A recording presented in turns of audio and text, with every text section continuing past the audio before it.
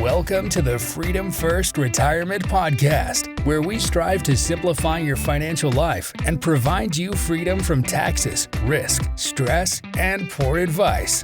And now, here are your hosts, Darrin McComas and Sean Peel.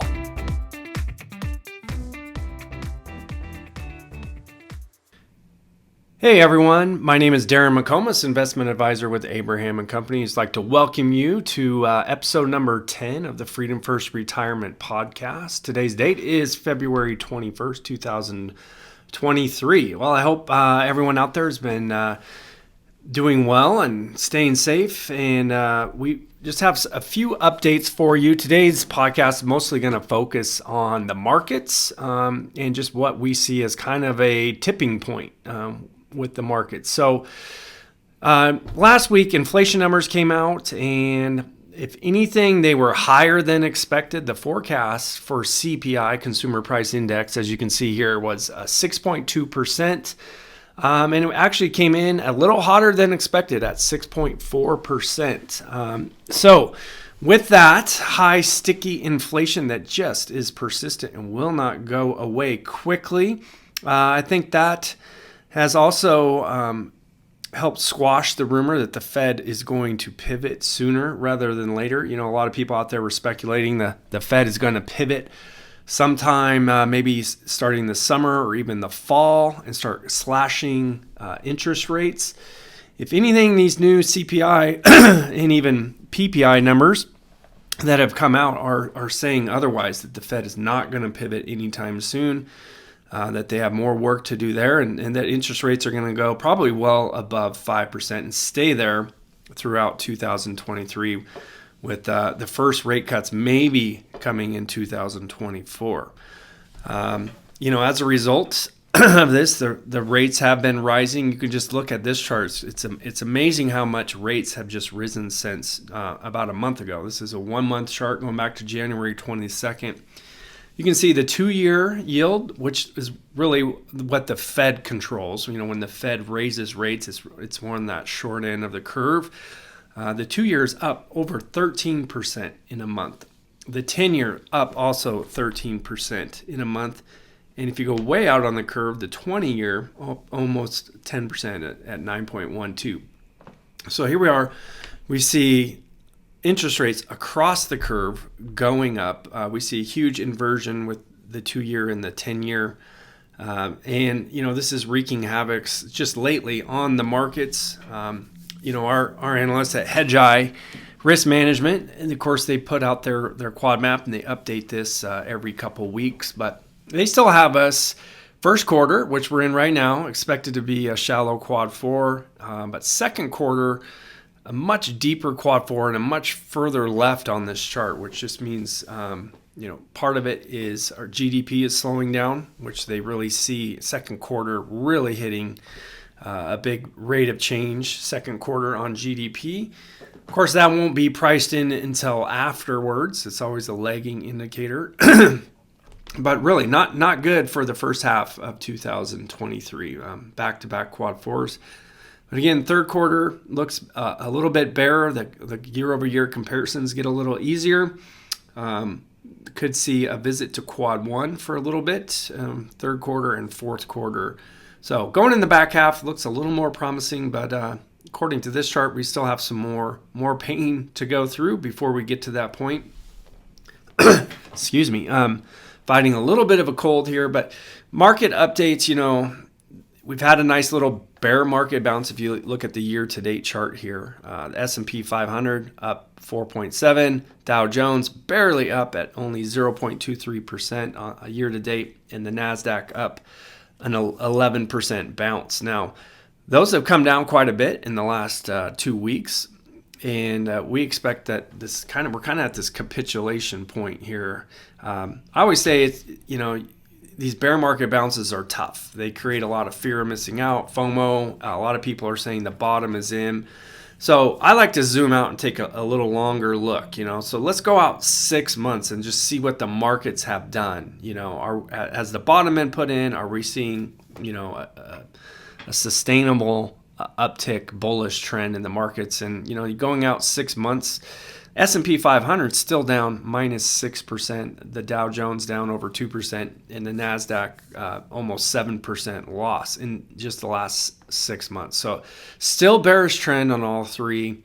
Sometimes it's hard to see the forest through the trees.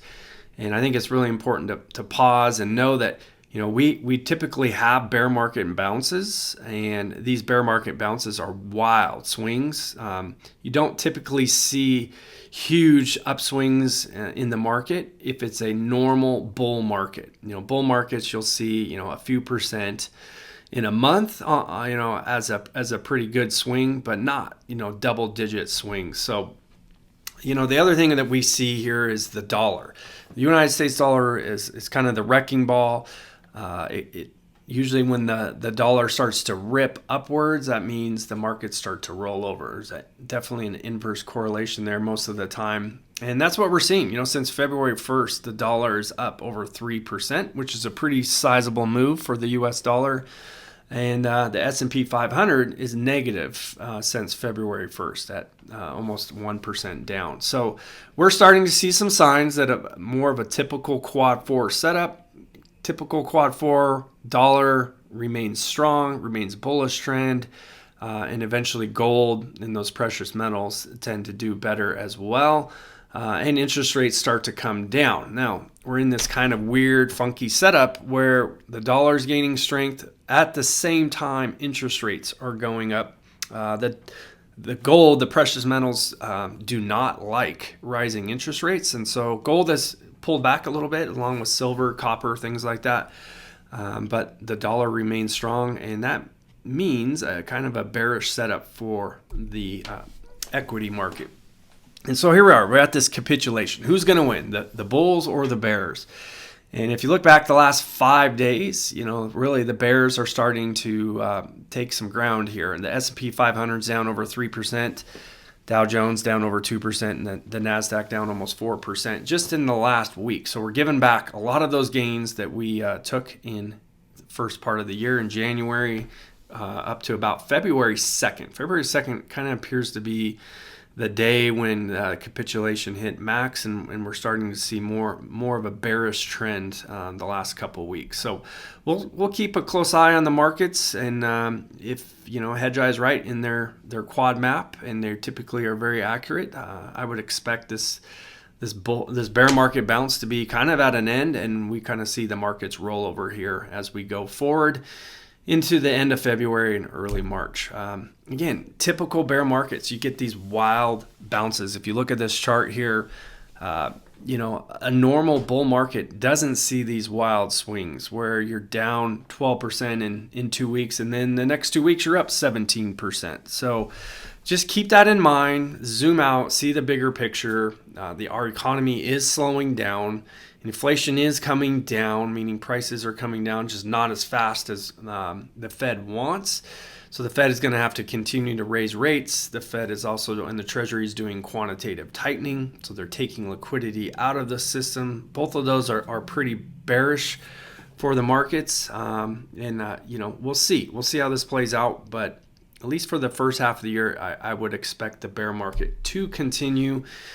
And here we are. This is a comparison. I love this. This is going back to when the trouble really started. Going back to the beginning of January 2022, we saw big, wild action down in the market, especially the NASDAQ and the S&P 500. But every time the market rallied, it would just finish going down further. So here you see the NASDAQ down over 20% on March 14th. And a few weeks later, towards the end of March, was all the way at minus 7.6. So got a good chunk of those losses back. But fast forward a couple months, we get into June, and the NASDAQ crashes to minus 32. So again, big bear market bounce followed by a crash, followed by another bear market bounce by August 15th. It took back almost half of those losses down to minus 17. And then by the fall was back down to minus 34, 35%. So all I think, to start off 2023 is what we're seeing is just another bear market rally. off the low end of the range. We just put in a new lower high in all three indices, and I would expect, again, that the markets roll over here and that the Fed pivot narrative once again has been disproven. The Fed is going to keep raising rates, keep them higher throughout the year, and I really think the markets are starting to figure this out. And of course, the bond markets, which a lot of people say that's where the smart money is figuring this out as well. That's why the bond markets have really ripped lately. So, a couple things with your portfolios. As a result of rising interest rates, we've removed a lot of our precious metals and bond ETFs. We've gotten rid of silver, another ETF, precious metal ETF, glitter, GLTR is the ticker symbol on that. Was removed. Copper has been removed. Gold miners, as well as those treasury positions, IEF, which is kind of the 7 to 10 year treasury bond ETF, and TLT, which is the longer duration bond ETF. Those have been removed while interest rates keep plowing upwards. And we also got rid of platinum. So a lot of those typical quad 4 setups that do really well in a quad 4 are not working while we have rising interest rates. At some point, these interest rates will peak out, and some of those positions may come back into the portfolio. But for now, until we see those interest rates peak and really start to come back down, we'll keep these on the bench.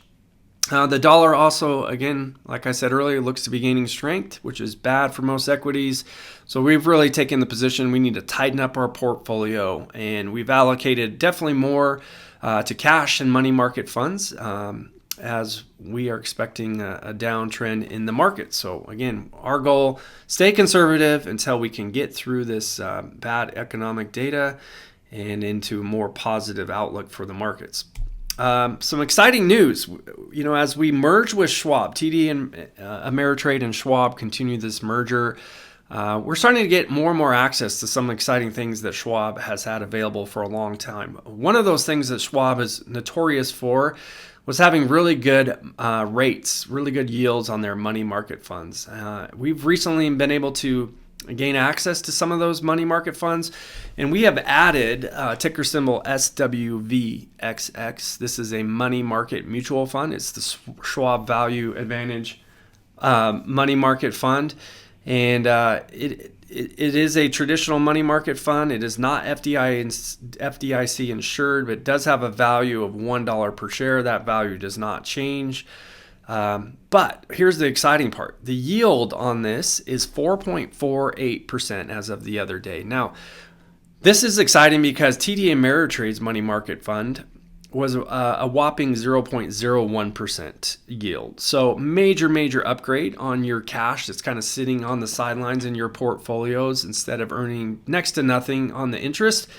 We're getting close to 4.5% annual yield on that money. So we're excited about that. It's basically a risk-free trade, and that does pay monthly dividends. So expect to see a little bump each month on your cash. So that is pretty exciting, and we're excited about that because it's fully liquid, and that money could always be put back to work in the market at a moment's notice.